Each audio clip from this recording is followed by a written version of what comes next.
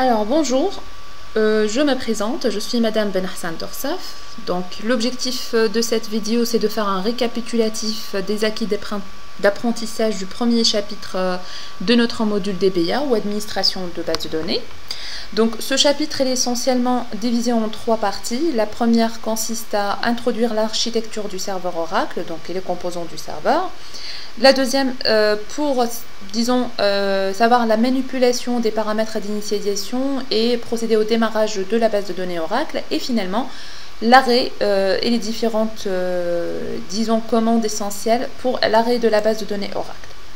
Donc, pour commencer, nous allons faire un petit tour des principales tâches en fait d'un administrateur de données, qui est un métier principal autour des bases de données.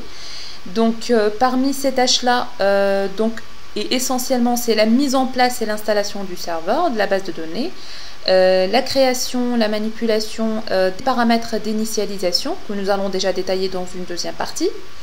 Donc aussi la gestion et la définition des zones de stockage. Donc comme une base de données a besoin de beaucoup de place pour les données et le journal de transaction, donc l'administrateur c'est lui demandé de dimensionner les espaces de stockage physiques et logiques, donc et aussi créer des utilisateurs, leur affecter des privilèges, rôles et profils. Donc d'où d'ailleurs la notion de sécurité d'accès aux données, parce qu'il doit définir et implémenter l'accès aux données en autorisant des profils de connexion ayant faculté d'exécuter certaines commandes dans certaines bases, donc ce qu'on appelle la gestion de privilèges, et également la limitation de consommation de ressources afin toujours de garantir la performance de notre, disons, de la base de données. Donc maintenir les ressources, assurer la continuité, le fonctionnement plutôt, et contrôler les indices de performance. Donc la maintenance de la base qui doit vérifier les espaces de stockage s'ils sont en bon état, et dans le cas contraire bien sûr de les réparer. Le maintien de la performance aussi, qu'il assure que l'accès aux données se fasse dans un temps raisonnable et que cette performance soit maintenue surtout dans le temps. Donc assurer l'export et l'import, donc ça c'est la gestion de flux de données, donc il est responsable des problématiques d'import, d'export des données, tant sur le plan des ressources à y allouer que de la sécurité à mettre en œuvre. Et bien sûr assurer la sauvegarde, la récupération en cas de, disons, de panne de notre base de données, donc, et l'optimisation de cette base-là. Donc dans une grande entreprise, en cas général, ces tâches-là peuvent être assurées par, disons, une seule personne, ce qu'on appelle bien sûr un administrateur de données, je veux dire donc pour les entreprises de petite et moyenne taille, mais pour une grande entreprise, plutôt ces tâches peuvent être réparties en plusieurs personnes, comme par exemple un responsable sécurité qui est responsable de la sécurisation des données, etc. Voilà, mais ce sont essentiellement donc les métiers autour de la base de données, donc dont les tâches les plus principales.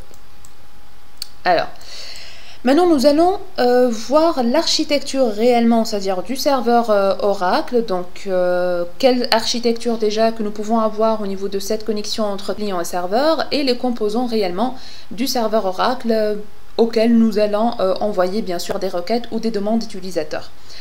Donc, pour commencer, on va voir un petit, disons, les deux architectures plutôt de connexion. Donc la première architecture, c'est une connexion client-serveur, c'est-à-dire que les applications clientes envoient les requêtes SQL et PLSQL directement au serveur de base de données.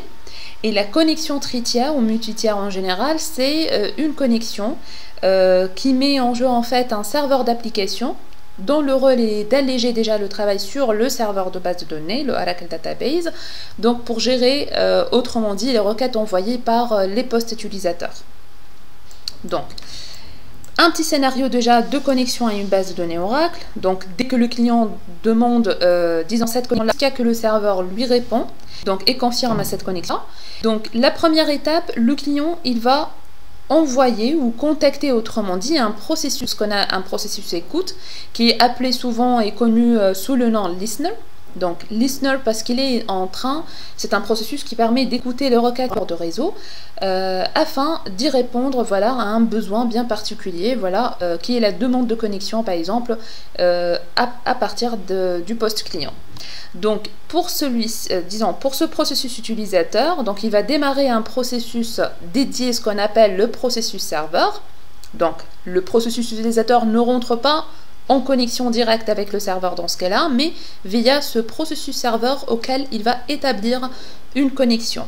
Donc à chaque processus utilisateur, il y aura plutôt un processus serveur qui lui est dédié et qui lui en fait par la suite va établir la connexion ou contacter le serveur pour répondre à la demande d'utilisateur. Donc et finalement le processus serveur donc se connecte à l'instance Oracle pour le compte du processus utilisateur et voilà que la création d'une session utilisateur est faite. Donc ça, c'est un scénario effectivement de connexion à une base de données plutôt à, disons, au serveur Oracle. Maintenant, en fait, pour gérer les demandes, les requêtes, disons, des clients, nous allons voir déjà de quoi est composé déjà ce serveur-là. Donc, qu'est-ce qui se passe en arrière-plan déjà de notre, disons, de notre demande et de quoi est composé ces serveurs-là.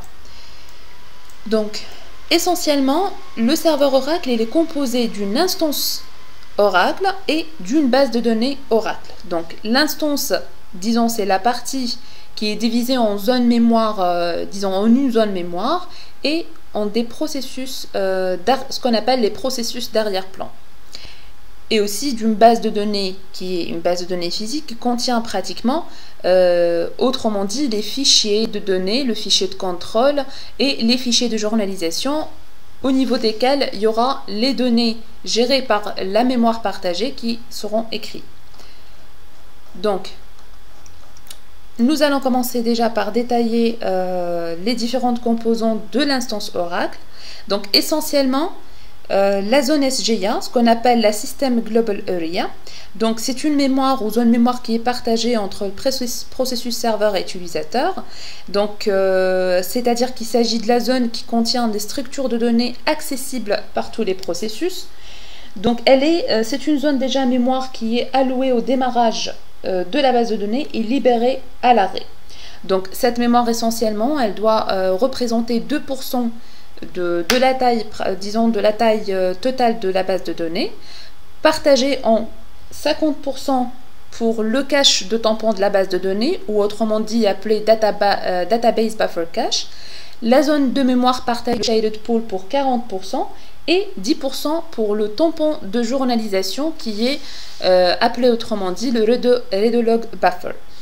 À savoir que ce sont les trois zones mémoire partagées en fait qui sont plutôt les sous-zones mémoire qui sont obligatoires donc pour la gestion de l'instance, et il y aura aussi d'autres zones mémoire qui sont voilà, comme la zone mémoire Java, Streams, Large Pool qui sont des zones mémoire optionnelles et destinées pour des traitements bien spécifiques. Disons, en plus de la zone mémoire partagée, il y aura les processus d'arrière-plan que eux aussi en fait dont le rôle essentiel c'est d'exécuter des activités asynchrones d'écriture et de contrôle et permettent bien sûr d'écrire les données de cache dans les fichiers qui est la structure physique qui est notre base de données, le deuxième composant du serveur Oracle. Alors, donc maintenant rentrons un peu dans les détails aussi de la zone mémoire SGA. Donc ça, ce que nous avons déjà détaillé, donc ce sont les composants de notre mémoire, zone mémoire SGA. Pour commencer, nous allons introduire le Shaded Pool, ou la zone mémoire partagée, qui elle aussi, elle est déjà composée d'un cache library, ce qu'on appelle voilà, library cache, ou le cache du dictionnaire de données, qui est le raw cache. Donc, ce Shaded Pool, donc, essentiellement, elle est constituée de ces deux mémoires cache. Le cache du dictionnaire de données, donc ça c'est le cache lorsqu'un utilisateur soumet une requête. Donc le processus serveur extrait au cours de l'analyse de la requête les informations stockées dans les tables du dictionnaire. Donc essentiellement ce cache du dictionnaire il va extraire les données du compte utilisateur comme le login, le mot de passe, les noms des fichiers de données. Donc les emplacements, les descriptions et tables privilèges utilisateurs. Donc essentiellement ce sont les données utilisateurs qui peuvent être extraites de sa requête SQL. Donc, ces informations sont placées dans le cache du dictionnaire pour les besoins de réutilisation. Et ça, c'est très important parce qu'effectivement, en fait, la zone mémoire en elle-même, l'objectif, c'est d'assurer la performance de notre serveur, la performance de l'instance Oracle. Donc, du coup, le processus serveur, il va rechercher ces informations dans le cache pour résoudre les noms d'objets et valider l'accès au lieu, effectivement, à chaque requête SQL qu'on aura un accès à la base physique, mais plutôt au cache, et ça peut aussi améliorer le temps de réponse. Donc le deuxième en fait cache au niveau de ce shaded pool, c'est le cache library. Donc ça conserve à des fins de partage des informations sur les commandes SQL.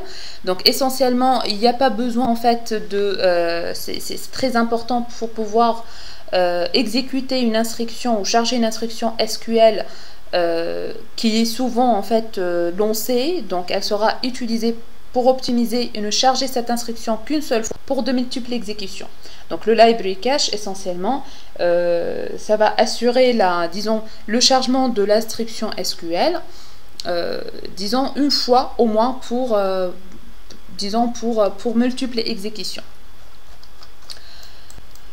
Alors pour le cache, donc la deuxième mémoire, zone de mémoire, on va dire que nous avons vu au niveau de la mémoire SGA, c'est le cache de tampon de la base de données. Donc ce cache essentiellement de tampon de base de données, il conserve des copies des blocs des données extraits de fichiers de données. Donc il met en mémoire cache les blocs de données extraits de la base. Il permet des gains de performance considérables lors de l'obtention et de la mise à jour de données. Donc, autrement dit, par exemple, les données utilisateurs, c'est-à-dire lorsqu'un client lance une requête SQL, disons une requête d'insertion, une requête de sélection plutôt, donc ces données ou ce tuple en fait qui va être le résultat de cette requête-là, il va être enregistré et conservé dans ce cache de tampon. D'accord? Donc, ce cache de tampon, il est géré par un algorithme LRU, donc Least Recently Used.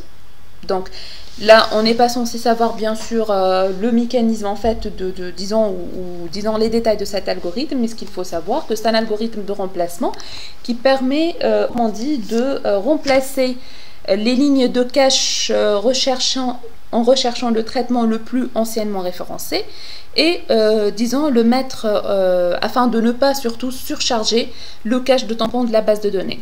Donc la taille de ce cache de tampon, il peut être géré par l'administrateur via le paramètre dbBlockSize afin toujours de garantir déjà la performance et l'optimisation de cet espace de stockage. Donc la troisième mémoire obligatoire, on a vu le tampon de journalisation. Donc ce tampon de journalisation, il consiste essentiellement à enregistrer les modifications apportées au bloc de données de la base. Donc c'est garder l'historique des informations de journalisation pour la récupération d'instances. Donc ça crée en fait un point de reprise pour notre instance jusqu'à ce qu'elle puisse être écrite dans des fichiers de journalisation. Donc ce tampon de cache plutôt de journalisation, il va garder l'historique et des modifications qui ont été apportées avant que le processus dédié d'arrière-plan qu'il va les écrire dans dans les fichiers de journalisation que nous allons voir au niveau de la structure physique de la base et récupérer ce tampon de journalisation. Donc aussi l'administrateur, il peut gérer ce tampon de journalisation via la taille surtout, via le paramètre log_buffer. Alors, pour faire un petit récapitulatif, donc juste pour reprendre en fait sur le composant de base d'un serveur Oracle, nous avons vu qu'il est composé essentiellement d'une instance et des processus d'arrière-plan. Donc l'instance en elle-même, nous avons vu qu'elle est composée d'une zone mémoire partagée qui est la mémoire SGA. Donc elle-même, elle est partagée en trois zones mémoire obligatoires qui est le shaded pool, le cache de tampon de données et le tampon de journalisation, en plus d'autres zones mémoire qui sont optionnelles pour des traitements bien spécifiques. Aussi, on est toujours dans la partie des composants d'instance Oracle, donc nous allons voir maintenant en fait les différentes processus, ce qu'on appelle les processus d'arrière-plan, qui permettent bien évidemment de gérer disons l'écriture asynchrone des fichiers, disons des informations de contrôle depuis la zone mémoire jusqu'à les fichiers physiques au niveau de la base de données Oracle.